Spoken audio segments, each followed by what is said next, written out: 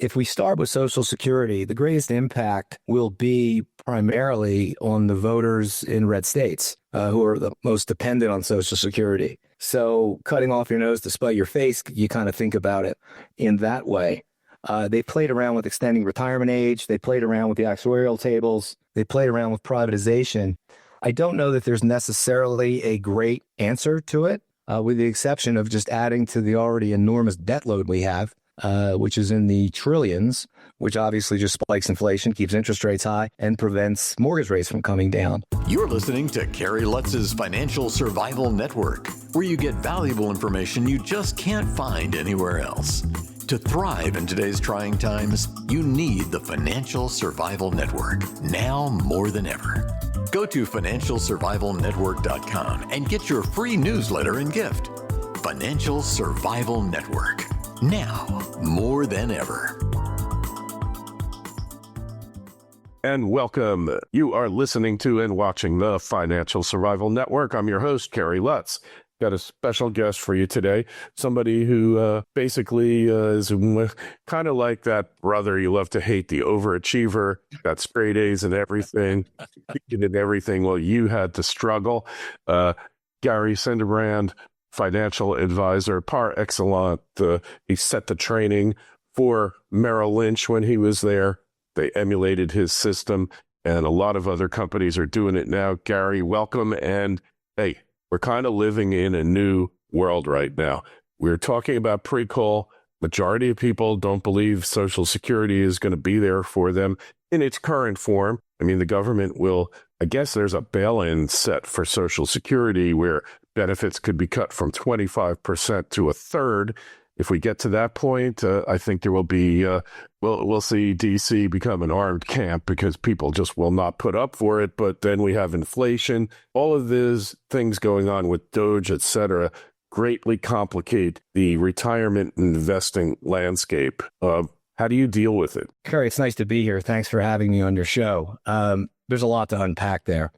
If we start with Social Security, the greatest impact will be primarily on the voters in red states who are the most dependent on Social Security. So cutting off your nose to spite your face, you kind of think about it in that way. They played around with extending retirement age. They played around with the actuarial tables. They played around with privatization. I don't know that there's necessarily a great answer to it, with the exception of just adding to the already enormous debt load we have, which is in the trillions, which obviously just spikes inflation, keeps interest rates high, and prevents mortgage rates from coming down. So there's a lot of complexity to deal with. One of the trends I've noticed, especially among the advisors at the large wealth management firms I now do consulting with, are two trends that I think are gathering speed. One is an increased personal savings rate over and above the growth in income, over and above the growth in what the net normal population's doing, as people move into having to capitalize their savings to take them through the rest of their life, as opposed to depending on social safety nets, such as Social Security. At the same time that this is occurring, the average financial advisor is probably somewhere in their mid to 50s to mid 60s. 38% of that group, most experienced advisors, will be retiring in the next 5 to 10 years. The issue that we face is that their clients are aging as well. As their clients age and leave their money downstream to their heirs, the next generation of financial advisors are woefully unprepared, almost catastrophically so. When I started more years ago than I care to remember, I got $1,000 a month draw against future sales commissions. There was no plan B. You either made it or you didn't. I made a ton of mistakes. I survived them. I started focusing on client outcomes instead of the firm sales pitch. And fortunately, I was kind of at the front end of the line, recognizing my job was to solve problems for people, not to try and predict what the market was going to do. If somebody asked me what the market was going to do, or what an analyst thought, or what a stock would do, my basic response was, if that person knew, why would they tell you or me or anybody? So I defaulted into things I knew over time would work. Equity markets outperform bonds, outperform cash, but I don't know what year they're going to do it. 50-50 1 year, 75 over 3 years. 80% over 5, 95% over 10. So if somebody says, is it a good time to invest in the market? I don't know. I don't have an answer for you. I do know that if you've got targeted goals out there that are 25 and 30 years out, we've got to have a disciplined approach to do it. And that was hard earned. So what happened after '08 is all the major firms basically dumped their training programs. Merrill was always the best place to be trained because Merrill believed in peer-based training, Merrill Lynch. Mm-hmm. And I wasn't the only FA out there. I had a partner, Bob Payne, I worked with. There were probably 15 or 20 other really good financial advisors that also trained in various aspects. And peer-based training was really the way to go. If you want to learn how to be a pilot, you find the best pilot you can that knows how to teach. You don't get someone that read the book on aerodynamics.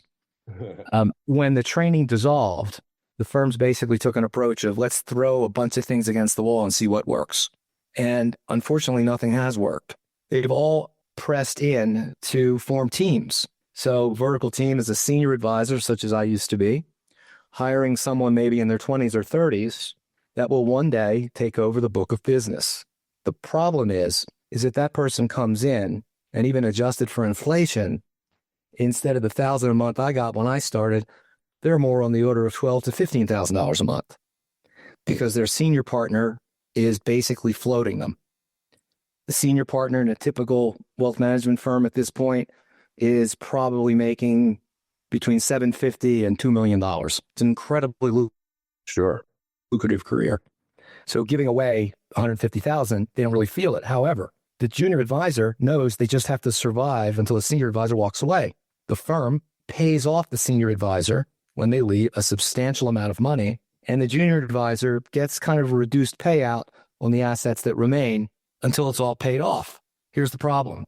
I went to work every day scared to death, knowing I had to earn my spot, continue to grow, or I'd be done. I didn't have a choice. I joined a team and all of a sudden I'm making something that is, 10 times what I was really worth. How motivated am I to learn? And that's what we're seeing right now. We've got a whole generation of advisors, younger advisors, that are just watching the clock. They're being supported by their senior advisors. They're not prospecting. They're not hunting, which is an artful skill that you have to have. And the senior advisor wants to get out. They have no idea how to train the younger advisor, how to motivate them, or how to compensate them. That's where I spend a lot of my time. But I have to tell you, I'm not optimistic. As clients age and pass away, their heirs have no connectivity to their parents' former advisor who's well into their 60s or 70s. Yeah. So where do you go? So they're going to go and try and find somebody that's got a good line of BS, a value proposition, which, by the way, I think is completely useless. How can I propose something that you're going to buy into if there's no proof of value? It's ridiculous. Mm-hmm. So I'm concerned about the industry and where it goes. McKinsey just released a report. It's pretty interesting on the looming shortage. And they get some of it right, but they get a lot of it wrong. And this is what senior leadership at the big firms listens to. And I'm looking at it going, yep, no, wrong. Like AI is not all of a sudden going to replace a financial advisor unless AI can figure out a way to do the one immutable talent the best advisors have, which is empathy. Mm-hmm. We got to be apolitical, and we got to meet the clients where they are. Can't even find people in this day and age to do that. I don't know. It reminds me of Benjamin Franklin when he said he was working on his vices and trying to accelerate his virtues. And he said there was one thing that he really had trouble with, and that was being humble.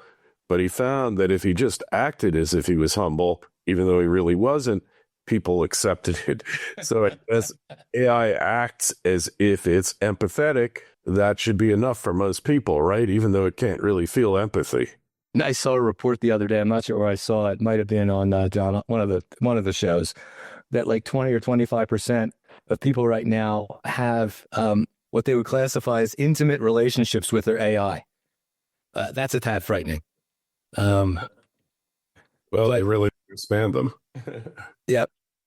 Developing an advisor skill set is done by almost like how Michelangelo assembled David.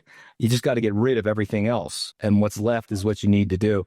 It is nothing even close to what the public thinks. It's a real process. Oh, yeah. And it's painful. Yeah. And experience is the best teacher. Unfortunately, experience is usually painful. I've been doing a lot of work with AI models where I load in baseline training from programs I've delivered and tapes I've developed, and I'll load those into an AI like Google LM. Mm-hmm. And then with my clients, I do follow-up Zoom calls and hold them accountable once a week. So I have the Zoom calls transcribed at Google LM, and I blend those in, and it produces basically what I would call a kernel or a wisdom hive, if you will, because I can blend all the experience and all the baseline knowledge together, and all of a sudden I can ask it questions and it will answer not always in my voice, but it will answer with new information from an experienced advisor's perspective.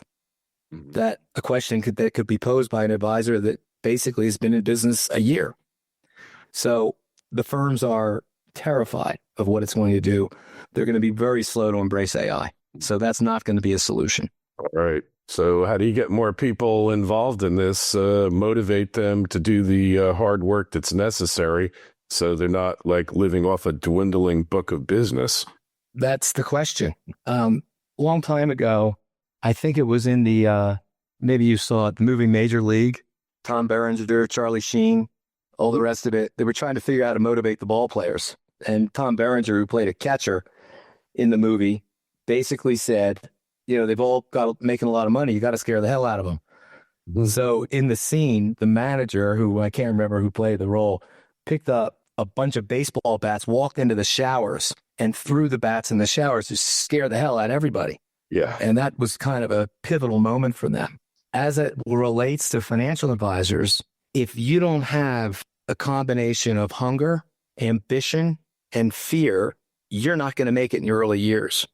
Yeah. So what I do is I work with these teams, and whatever compensation schedule the senior advisor has negotiated with the junior advisor, basically I say, all right, we're going to leave it in place for 1 month. Now, on every advisor's book of, let's say, 250 households, $500 million in assets, it's not 250 households with $2 million each. It's of that total, it's 50 households that have maybe 350 million, another 75 or 80 households that have everything but a remaining 50 million. And at the bottom, there's 200 or 300 households with 50 million bucks. They're not getting called. Nobody's profiling them. There's no financial plans in place. These were the accounts the advisor opened when they were first starting that were incredibly important to them. Yeah. Some of them might have been the biggest accounts. Now they're largely ignored. And the advisors are saying, well, they don't bother us, blah, blah, blah, blah, blah. And we do certain calculations for profitability per household. And those households at the bottom, of which there are many, still have to be taken care of, are probably 10% as profitable on a time expended basis. Mm-hmm. The households at the top. So one of the things I do is I work with advisors and say, you're now in charge of these 250 households down here who are generating a total revenue back to the firm of $200,000. Mm-hmm. Any upside you get on this 50 million, which should be generating revenue on the order of $500,000, you're going to own 80% of it. Mm-hmm. Anything new you bring in from a referral, you get to keep 100%. Oh, and by the way, 12 months from now, your compensation from your senior advisors is going to get cut in half. Mm-hmm. I'll train you, but you got to get to work. And the fear in their eyes is the same thing I felt and their senior advisor felt, because we got to take away the safety net until they recognize how socially important this job is, mm-hmm. how meaningful you can be to other people. You eat less as a service job, but if you do it well, you really eat well. You can make more money as long as other people benefit first. So it's kind of the ultimate altruistic job, as long as you're focused on engineering outcomes. It's not for everybody. Yeah.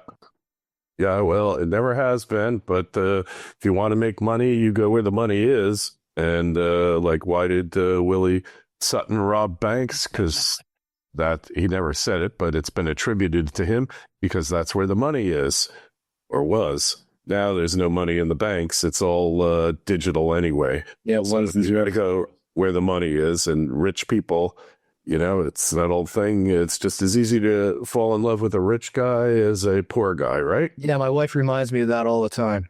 Yeah.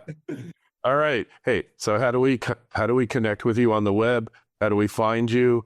And tell us how. So I've launched it's really kind of interesting. This was a kind of an AI generated idea. I took about, a couple hundred hours combination of teachings that I've done, programs I've run, given to firms, and then a bunch of Zoom calls that I picked at random from advisors that I counsel with.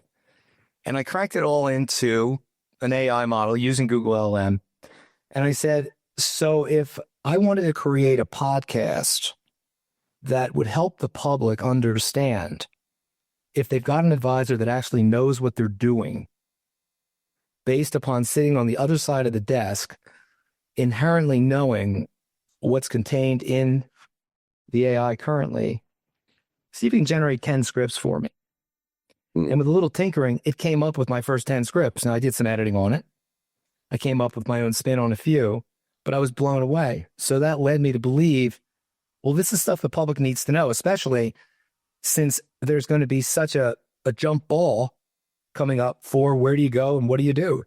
So I've got a podcast, which I'm just launching. It's titled, If the Public Only Knew. And I think it's up on Spotify at this point. I'm just getting it going, which is why I appreciate you having me on. And it's just guidelines that they should use for everything as to why a bond and a bond fund are completely different, all the way down to understanding if a financial advisor can't ask the question about why it's important to dynamically rebalance in market extremes, what the answer is, and why they need to go find somebody that can make an answer. So that one's pretty much pointed to the public. And I've also got one coming right behind it I'll be launching, titled Financial Advisor Masterclass. They're both available. You can find them, I think, right now on Spotify. Just getting them underway. But I'm pretty stoked about it. For now, they're free. There's no premium to pick up. But I think what you're going to find is the information in these things is incredibly useful. And it's things the general public just doesn't know. That a good advisor does know, that I think the public has to know. I started every relationship with every household I took care of, every client I took care of, sitting down and educating them in an agnostic way with no firm collateral, basically saying, if you hire me, here's what we're going to do and here's why. If I'm not for everybody, if you don't want this, you need to go someplace else, because I'm always going to tell you what you need to know. May not be what you want to hear. So it's that kind of approach. And I built a very successful advisory practice and have trained thousands of other FAs how to do it. But that universe for investors is in the tens of millions against a dwindling set of qualified advisors. I think it's going to be timely for the public. I tend to agree with you. It sounds great. All right. So if you've got a question for Gary or myself, you can shoot me an email. Gary, what's your website? So right now, the website they can find me on is all one word, Better Path Training, betterpathtraining.com. There'll be links to my podcast up there. That's primarily written for financial advisors to support my training and coaching business, but they'll be able to hit the menu item that talks about the podcast If the Public Only Knew, or they can find it directly by just going up on Spotify. And I think I've got some RSS feeds elsewhere. I'm trying to get it up on Apple, but I'm told that should happen hopefully sometime before the turn of the decade. So I'm not sure when it's going to appear there, but that's the easiest way to find it. All right. Well, I'm going to do a podcast myself about the legal profession called legal theft. And you look out for that one. We'll talk to you again soon. Thanks for coming by, Gary. Thanks, Kerry. It's been a pleasure. Thanks for listening to Kerry Lutz's Financial Survival Network, your solution to today's trying times. For the latest, go to financialsurvivalnetwork.com. Financial Survival Network, now more than ever.